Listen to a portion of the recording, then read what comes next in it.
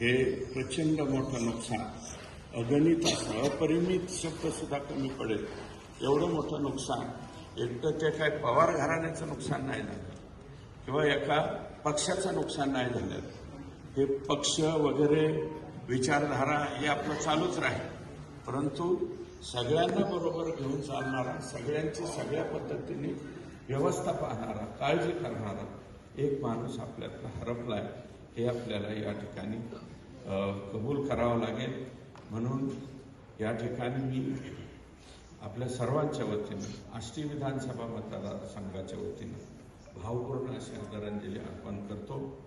धोंडे साहेब म्हणाले त्याप्रमाणे देवाला विनंती करतो की हे देवा आमच्या दादाला निश्चितपणे चांगल्या ठिकाणी जागा द्यावी.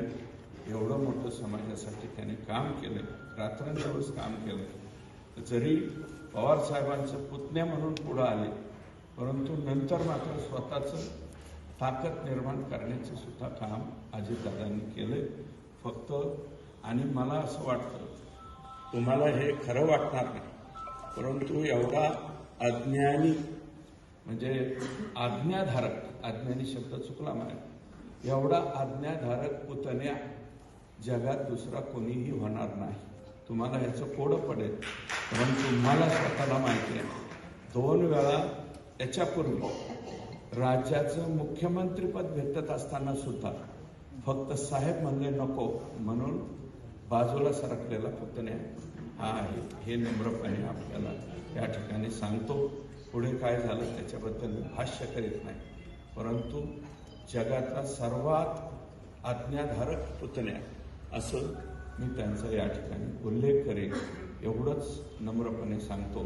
आणि आमच्या दादांना योग्य त्या ठिकाणी ईश्वरानं जागा द्यावी एवढीच विनम्र प्रार्थना करतो.